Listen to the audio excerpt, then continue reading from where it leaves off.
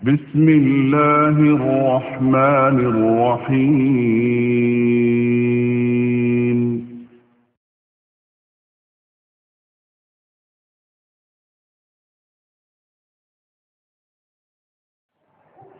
السلام عليكم ورحمة الله وبركاته. إن الحمد لله نحمده ونستعينه ونستغفره ونعوذ بالله من شرور أنفسنا ومن سيئات أعمالنا. من يهده الله فلا مضل له ومن يضلله فلن تجد له وليا مرشدا. أشهد أن لا إله إلا الله وحده لا شريك له وأشهد أن محمدا عبده ورسوله لا نبي بعده.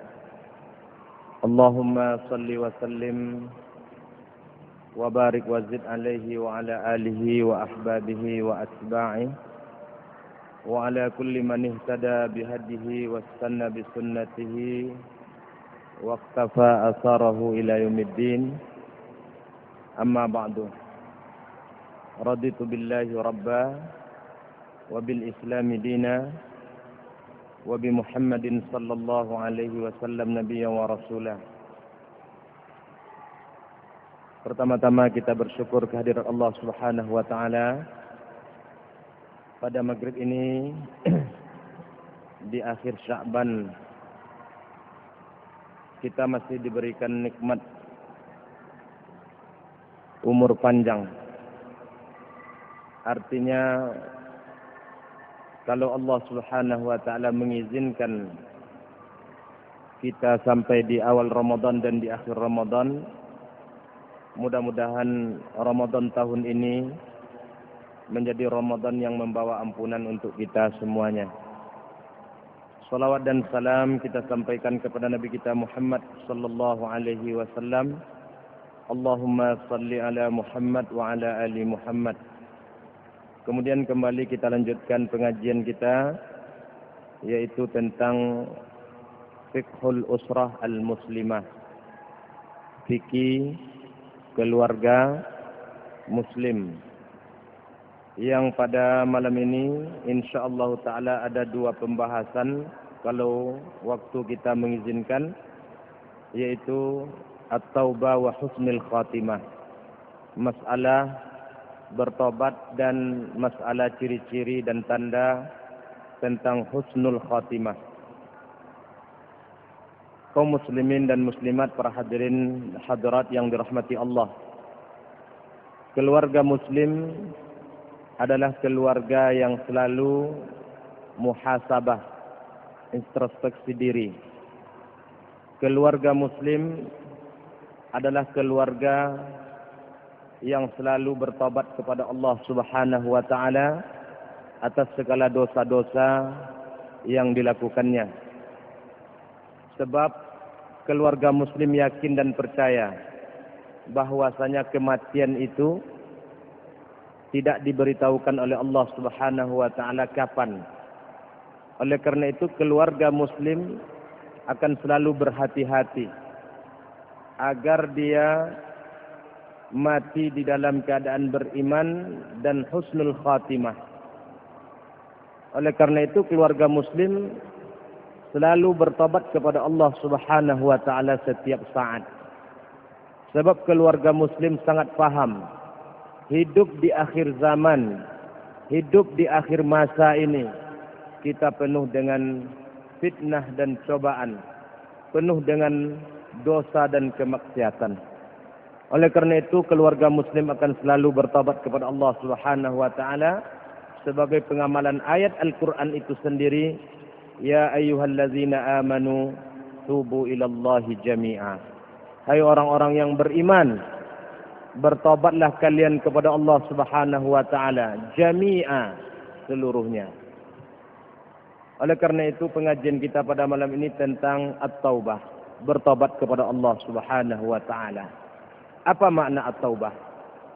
At-taubah kalau kita merujuk kepada bahasa maknanya ar-rujuk, kembali artinya.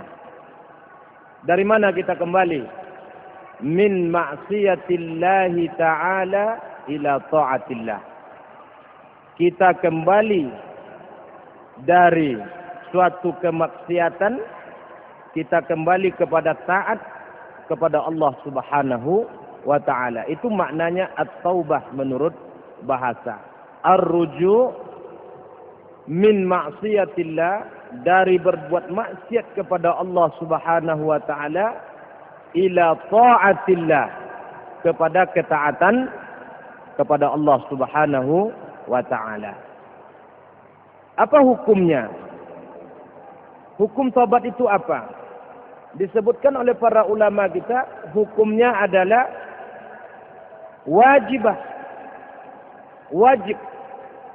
ala kulli mu'min, atas setiap orang beriman itu wajib bertobat kepada Allah Subhanahu wa taala. Kenapa? Sebab di dalam Al-Quran kita dipanggil dan diminta dan diseru oleh Allah Subhanahu wa taala untuk bertobat ini. Allah Subhanahu wa taala katakan di dalam surat At-Tahrim, ya ayyuhallazina amanu tubu ilallahi taubatan nasuha. Hai orang-orang yang beriman. Kita termasuk seluruh yang dipanggil oleh Allah Subhanahu wa taala. Dan ini adalah kemuliaan bagi kita. Kita dipanggil oleh Allah dengan iman. Hai orang-orang yang beriman, tubu ilallah, bertobatlah kalian kepada Allah Subhanahu wa taala. Kembalilah kalian kepada ketaatan kepada Allah Subhanahu wa taala. Tinggalkan kemaksiatan, kembali kepada Allah Subhanahu wa taala. Taubatan nasuha, yaitu dengan sesungguhnya. Nanti apa saja syarat-syarat taubatan nasuha itu akan kita pelajari.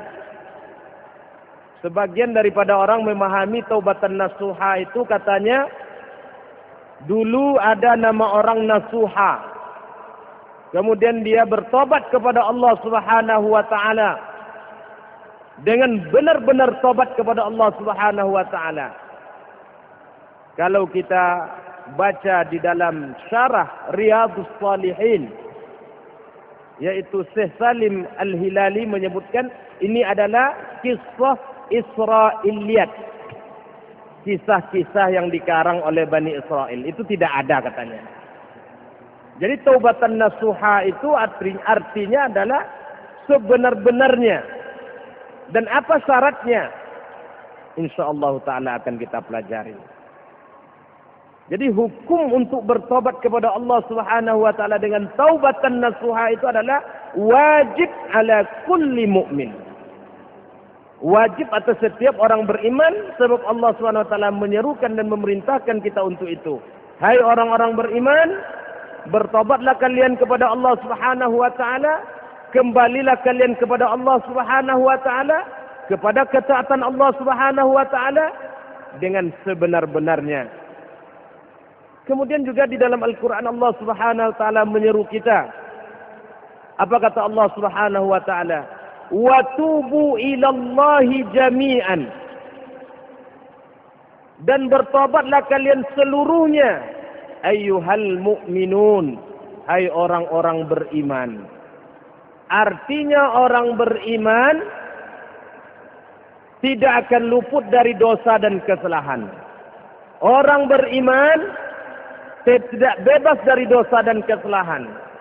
Sealim apapun, serajin apapun, ahli ibadah, tetap dia akan mempunyai dosa dan kesalahan yang dipanggil oleh Allah Subhanahu wa taala untuk bertobat kepadanya. Maka Allah katakan, wa tubu ilallah, bertobatlah kalian kepada Allah Subhanahu wa taala jami'an, seluruhnya. Ayyuhal mu'minun, wahai orang-orang beriman, la'allakum tuflihun. Allah menutup ayatnya dengan la'allakum tuflihun. Ternyata taubat itu salah satu penyebab untuk keberuntungan. Jadi Allah Subhanahu wa taala meletakkan dosa kepada kita. Itu ternyata mempunyai hikmah. Bagi siapa yang mempunyai hikmah? bagi orang yang mau bertobat kepada Allah Subhanahu wa taala. Sebab orang yang berdosa dan bertobat kepada Allah Subhanahu wa taala, Allah katakan la'allakum tuflihun, agar kalian beruntung. Jadi kalau kita berdosa, cepat kembali kepada Allah Subhanahu wa taala. Jangan larut di dalam dosa. Supaya apa? La'allakum tuflihun, kata Allah, agar kalian beruntung. Kemudian kita lanjutkan lagi di dalam Al-Quran. Allah Subhanahu wa taala menyebutkan at-taubatun nasuh, yaitu ya ayyuhallazina amanu tubu ilallah taubatan nasuha. Taubatan nasuha disebutkan oleh para ulama kita, yaghfirullahu bihazzunub, Allah akan mengampuni dosa-dosa kita, mimma azumat wa mimma kasurat, sebesar apapun dosa kita dan sebanyak apapun dosa kita. Kalau kita iringi dengan taubatan nasuha, Allah ampuni seluruh dosa-dosa kita. Kita ingat akan sebuah kisah di dalam satu riwayat hadis sahih dari riwayat Imam Muslim. Disebutkan oleh Rasulullah sallallahu alaihi wasallam bagaimana seseorang membunuh 99 orang. Itu bukan dosa kecil. Satu nyawa saja itu sudah dosa besar. Ini 99. Ketika dia ingin bertobat kepada Allah Subhanahu wa taala, dia minta atau mengadu kepada seorang rahib pendeta di masa Nabi Musa alaihissalam. Dia ceritakan dia ingin bertobat kepada Allah dan dia sudah membunuh 99 orang. Apa kata sang rahib? Nah, ini enggak bisa lagi diterima tobat kamu ini. Sudah terlalu banyak dosa kamu ini. 99 orang. Maka dia pun membunuh rahib tersebut. Maka sempurnalah 100. Kemudian dia minta lagi pendapat dari rahib yang lain. Apa kata rahib?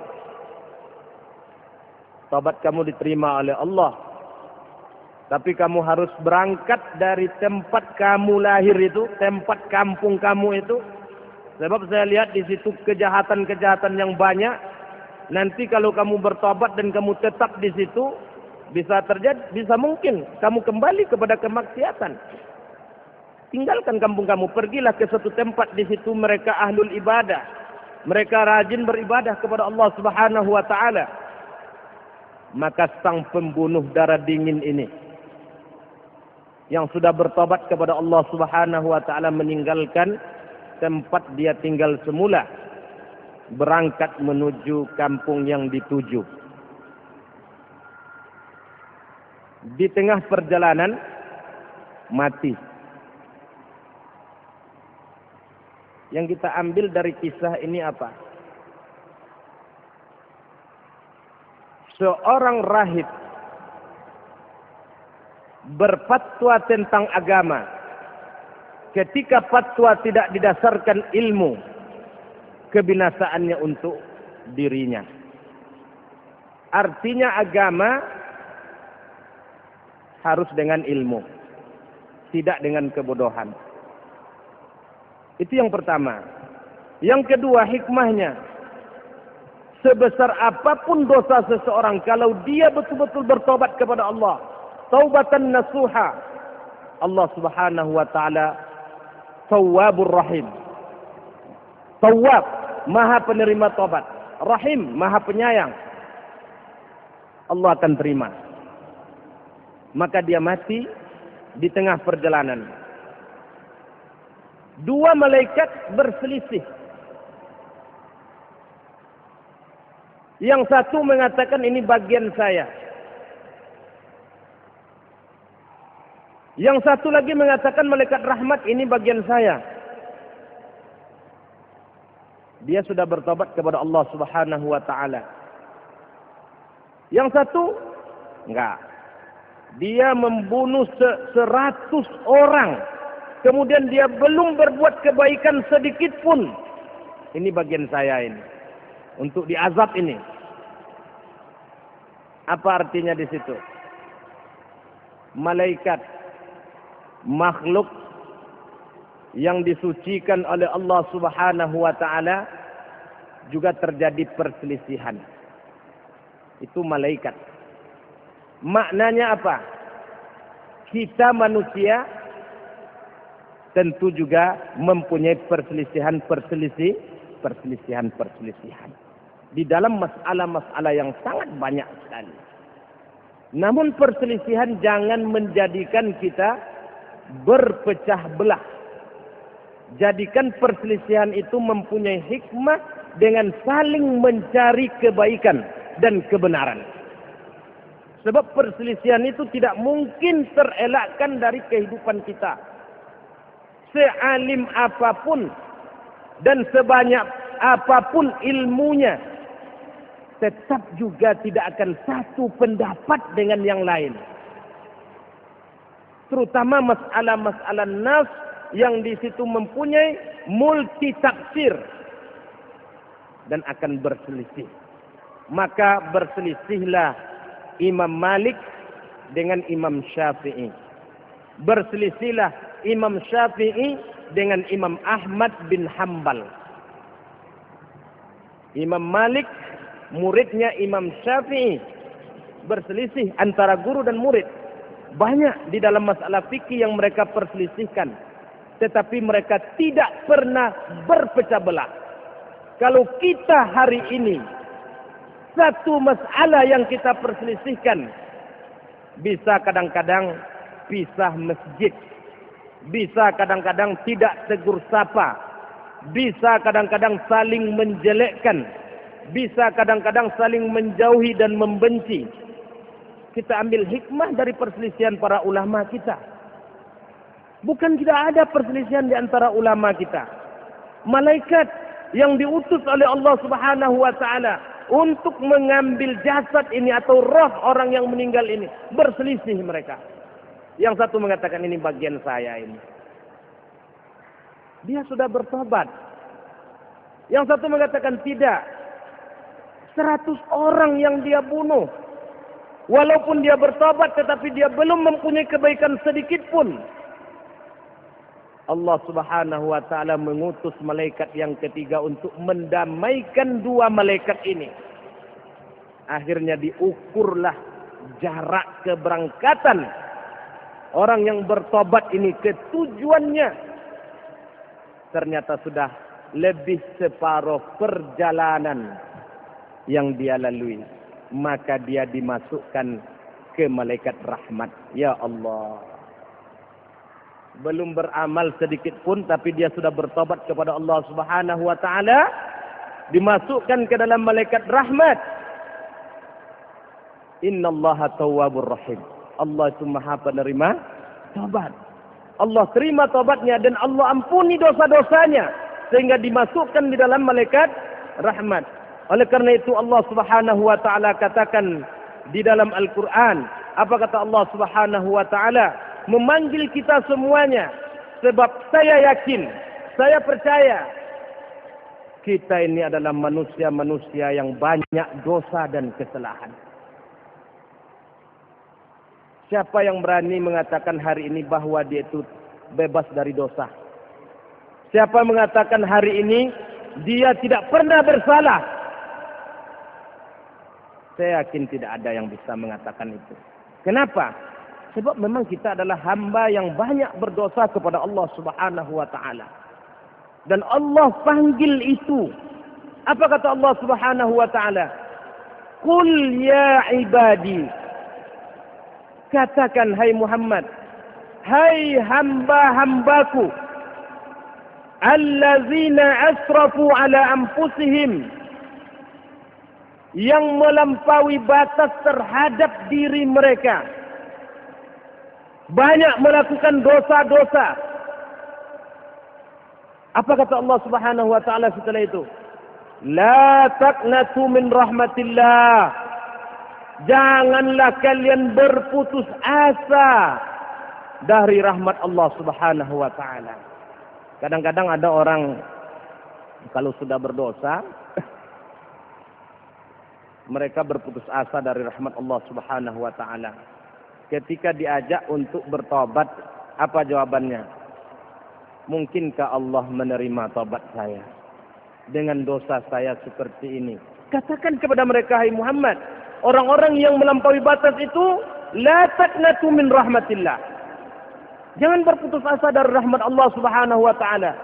Innallaha yaghfirudz dzunuba jami'a. Sesungguhnya Allah akan menghapus dosa-dosa kalian semuanya. Mengampuni dosa-dosa kalian seluruhnya. Dengan catatan kita bertobat kepada Allah Subhanahu wa taala.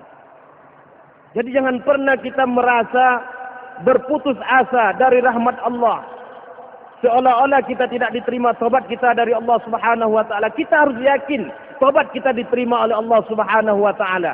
Dan kita harus semangat untuk selalu bertobat kepada Allah Subhanahu wa taala. Betapa banyak orang yang tergelincir dalam satu kesalahan karena berputus asa dari rahmat Allah Subhanahu wa taala, dia akan terjerumus di lubang yang kedua. Oleh karena itu Allah Subhanahu wa taala serukan kepada kita melalui Nabi Muhammad sallallahu alaihi wasallam, allazina asrafu ala anfusihim, kata Allah, orang-orang yang melampaui batas terhadap diri mereka, la taqnatu min rahmatillah. Jangan kalian berputus asa dari rahmat Allah Subhanahu wa taala. Innallaha yaghfirudz dzunuba jami'a. Allah akan hapus dosa-dosa kalian seluruhnya. Kemudian yang berikutnya,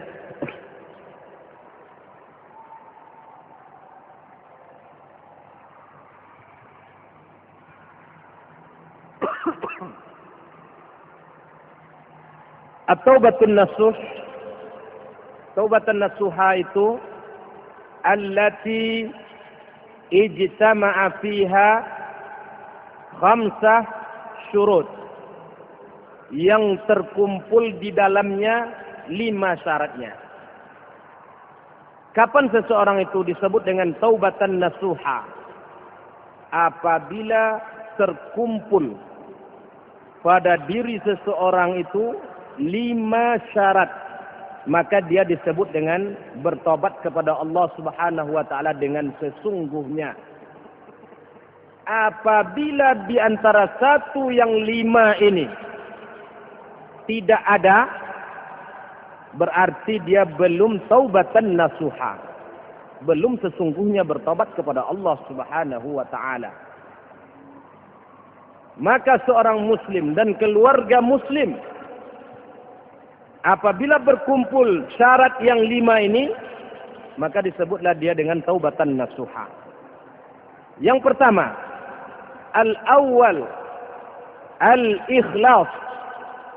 Ini yang pertama, kaum muslimin dan muslimat rahimakumullah. Al-ikhlas. Tanpa ikhlas, amal kita tidak akan diterima oleh Allah Subhanahu wa taala. Kita sering mendengar ceramah dari ustaz-ustaz kita, syarat diterima amal itu 3. Itu sering kita dengar. Ikhlas, iman, al-muwafaqah. Ikhlas, beriman kepada Allah sesuai dengan sunnah Rasulullah sallallahu alaihi wasallam. Maka salah satu syarat untuk bertobat ikhlas. Sebab banyak orang yang bertobat kepada Allah Subhanahu wa taala tidak dasar keikhlasan, tetapi karena uang. Salah satu contoh, kadang-kadang seorang mu'allaf, orang non-muslim masuk Islam, disebut dengan mu'allaf. Ketika dia menjadi mu'allaf, banyak mendapatkan uang. Diberikan oleh saudara-saudara muslim kepadanya. Dilihat oleh orang non-muslim lainnya, oleh temannya. Dan ini banyak terjadi. Ketika kami di Saudi, orang-orang Filipina itu banyak yang pura-pura. Apalagi di Saudi itu sangat terkenal perhatian mereka terhadap mu'allaf ini dengan zakat-zakat mereka. Seorang mu'allaf itu sekali dia duduk saja ribuan rial yang dia dapatkan. Ini menggiurkan kepada saudara-saudaranya yang lain. Maka mereka masuk Islam pula dengan melihat banyaknya dapat uang seperti ini. Berarti ini tidak landasannya ikhlas. Dia lihat seorang wanita yang ingin dia nikahi, maka dia pun masuk Islam karena wanitanya, bukan karena Allah Subhanahu wa ta'ala. Ini taubat seperti ini tidak diterima oleh Allah Subhanahu wa ta'ala. Atau dia seorang muslim masuk ke kubangan maksiat, dosa, kemudian karena ada tawaran kerja dari temannya sesama muslim yang mungkin dekat dengan para ulama, kiai, masjid, kemudian dia pun bertobat pergi ke masjid untuk mendapatkan sebuah pekerjaan. Ini juga tidak ikhlas karena Allah Subhanahu wa ta'ala. Jadi syarat taubatan nasuha itu ada yang pertama adalah ikhlas kita kepada Allah. Innamal a'malu binniyat. Itu yang pertama. Yang kedua, disebutkan oleh para ulama kita an-nadam, yaitu menyesal. An-nadamu ala fi'lil ma'siyah, menyesal terhadap perbuatan maksiat yang dia lakukan. Bihaitsu, seperti apa kata ulama penyesalan itu? Bihaitsu yahzan, yaitu dia bersedih terhadap dosa yang dia lakukan. Ini namanya penyesalan. Tapi kadang-kadang penyesalan itu kan ada macam-macamnya juga. Ada penyesalan sementara. Ketika dia melakukan kemaksiatan, nyesal saya masuk ke diskotik ini. Tetapi nggak ada kesedihan sedikit pun. Gambaran dia menyesal itu tidak ada. Maka ini juga tidak digolongkan dengan taubatan nasuha. Orang yang menyesal itu disebutkan oleh para ulama adalah yahzun ala fi'liha. Dia bersedih kenapa dia melakukan suatu kemaksiatan sehingga dia menyesal. Kalau kita lihat para sahabat Rasulullah sallallahu alaihi wasallam, jangankan maksiat, ketika mereka terlambat menjadi masbuk di dalam satu solat, apa yang mereka lakukan atas kesedihan yang menimpa mereka? Tidak saja penyesalan, tetapi mereka tebus dengan kebaikan-kebaikan yang lain. Agar terlambat solat ini, bukan terlambat-lambat waktu, enggak. Masbuk dia. Bisa ditebus dengan amalan-amalan yang lain. Ini luar biasa. Tapi ke hari ini kadang-kadang kita sebut menyesal, tetapi tidak ada nampak di wajah kita itu suatu penyesalan, itu tidak ada kadang-kadang. Kita menyesal tapi dalam wajah kita gembira. Kita ketawa. Maka ulama menyebutkan an-nadamu ala fi'lil ma'siyah bihaitsu yahzan ala fi'liha wa yakhsha annahu lam yaf'alha. Kemudian yang berikutnya, yang ketiga, syaratnya adalah al-iqla', meninggalkan fauran, dengan segera. Ini taubatan nasuha. Ketika dia tahu itu salah, ketika dia tahu bahwa itu adalah kemaksiatan kepada Allah Subhanahu wa ta'ala, ketika dia sadar apa yang dia lakukan itu adalah perbuatan dosa, al-iqla', langsung dia tinggalkan fauran, dengan segera. Tidak berlarut-larut dalam kemaksiatan tersebut.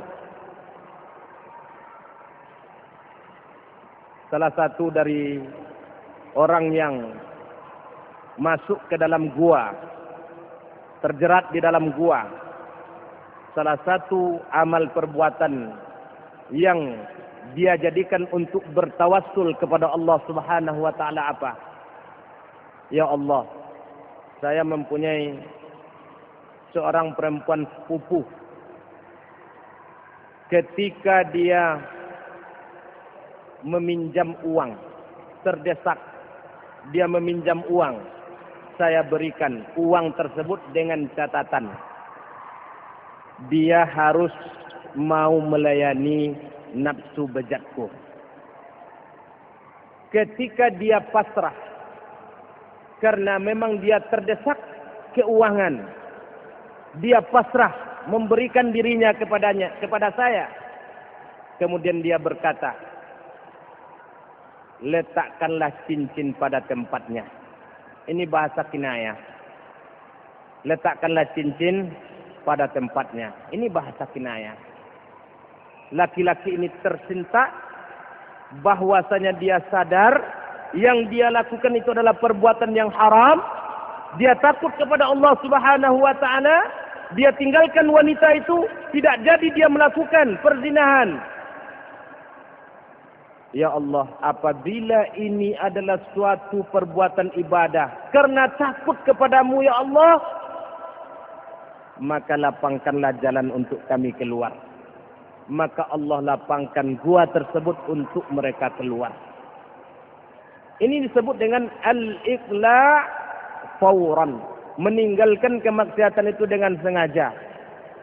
Ini salah satu syarat untuk taubatan nasuha. Tidak berlarut-larut kita dalam perbuatan maksiat tersebut. Kita tahu itu maksiat, tetapi kita sadar sesadarnya itu adalah kemaksiatan. Namun kita juga tidak meninggalkan itu.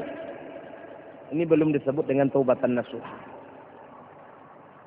Kemudian yang keempat, ulama kita menyebutkan al-azam ala alla ya'uda ila zalika ila tilkal ma'siyah fil mustaqbal. Al-azam yaitu tekad, keinginan yang kuat di dalam diri orang yang bertobat kepada Allah Subhanahu wa taala, ala alla ya'ud, agar dia tidak kembali lagi ila tilkal ma'siyah, kepada maksiat tersebut fil mustaqbal, pada masa yang akan datang. Dia bertekad dia tidak akan kembali lagi kepada perbuatan maksiat itu. Pantang bagi seorang muslim jatuh di dalam lubang yang sama. Seorang muslim tidak mau terjatuh di dalam kesalahan yang sama, di dalam lubang yang sama. Dia beriktikad dia tidak akan kembali kepada perbuatan maksiat itu pada masa yang akan datang. Ini yang sangat susah untuk kita lakukan. 4 ini luar biasa susahnya. Maka kadang-kadang tobat kita itu baru disebut dengan bahasa kampung kita tobat sambal lado. Nge-ange si ayam. Nak kenden buat jole ya Allah. Seminggu masih mantap. Masuk minggu kedua, tabobolo balik. Aikolah yang payah. Maka taubat kita kadang-kadang tidak disebut dengan taubatan nasuha.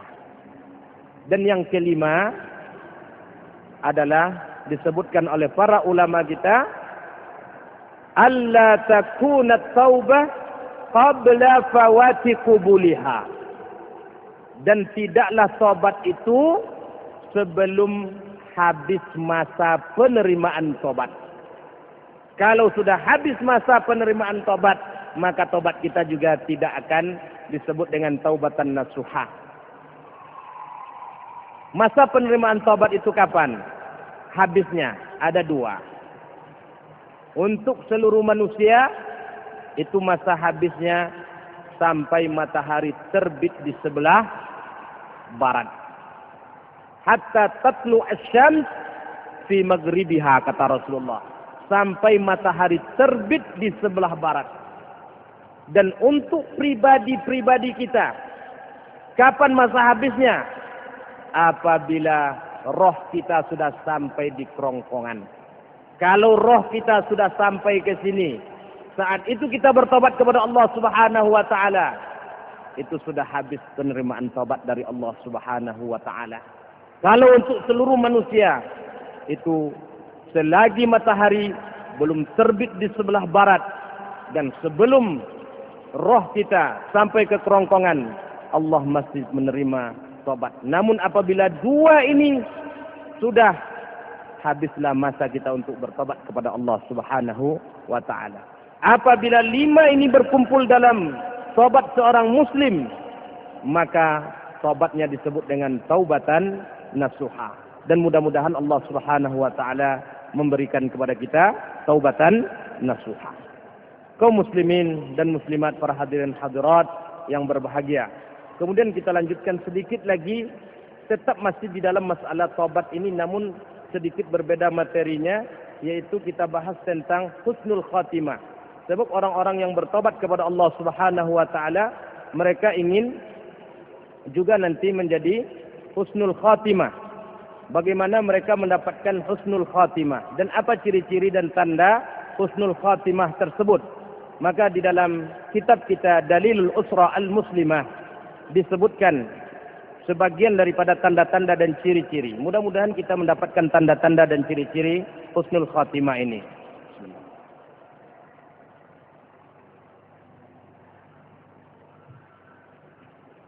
Yang pertama, al-ula. Ciri-ciri orang-orang yang husnul khatimah, nutquhu bisyahadah qabla al-wafah. Dia bisa mengucapkan syahadat sebelum meninggal. Wa rubbama saqula lisanuhu. Dan barangkali ada di antara manusia, di antara kita kaum muslimin, yang mungkin susah untuk digerakkan lidahnya karena sakit yang luar biasa. Fala yastati'ul kalam. Dia tidak sanggup untuk berbicara. Walakinnahu yuharrik. Akan tetapi dia memberikan isyarat. Isbi'ahu. Jarinya. Asyahid. Yang menunjukkan di kalimat tauhid. Dengan kalimat tauhid. Yaitu kalimat la ilaha illallah. Fahadhihi busra lahu. Ini adalah suatu berita gembira untuknya. Jadi enggak mesti orang yang sudah susah untuk berbicara, enggak bisa lagi untuk bicara, enggak mesti dia mengucapkan. Sebab ada tanda-tanda dan ciri yang lain, yaitu isyarat dengan jarinya menunjukkan kalimat tauhid. Ini adalah suatu kegembiraan dan ciri-ciri husnul khatimah. Sebab Rasulullah sallallahu alaihi wasallam bersabda, "Man kana akhiru kalamihi la ilaha illallah dakhalal jannah." Maka perlu kita ingatkan, kalau kita berkunjung, kalau kita mempunyai keluarga yang sudah menghadapi sakratul maut, harus ada kita yang mentalkinkan kalimat la ilaha illallah. Jangan sibuk dengan hal-hal yang lain. Kadang-kala kita melihat sebagian keluarga muslim, ketika dia melihat saudaranya dalam menghadapi sakratul maut, setiap orang diberikan Al-Quran, disuruh baca surat Yasin. Ini malah menyibukkan orang yang sedang menghadapi sakratul maut.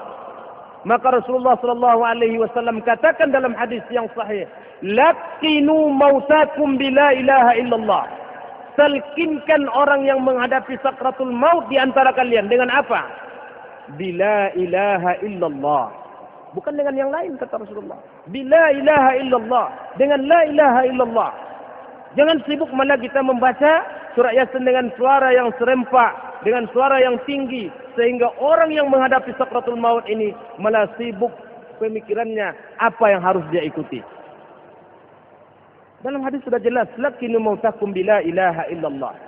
Walaupun ada di dalam hadis yang di situ disebutkan oleh para ulama, ketingkat hadis tersebut dhaif, akan tetapi sebagian orang juga menjadikan ini landasan bahwasanya Rasulullah sallallahu alaihi wasallam menyuruh untuk membaca surat Yasin kepada orang yang susah di dalam menghadapi sakratul maut. Sebab surat Yasin itu akan meringankan. Hadis ini derajatnya dhaif. Boleh kita tanya kepada doktor kita, Dr. Dasman Yahya. Ini jadi landasan.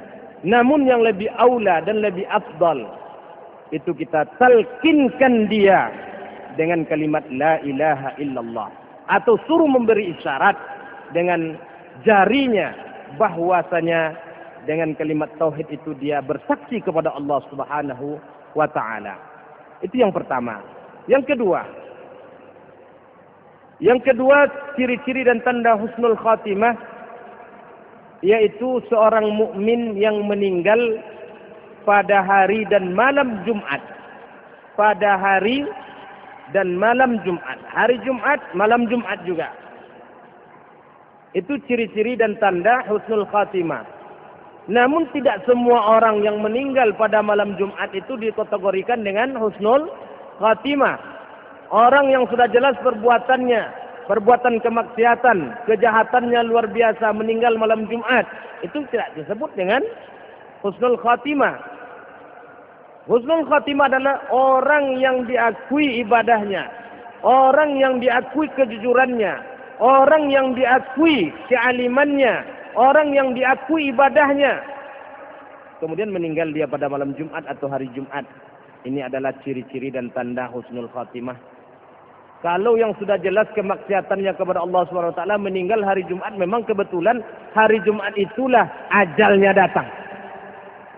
Bukan husnul khatimah. Berapa menit lagi bang? 2 menit. 3 menit.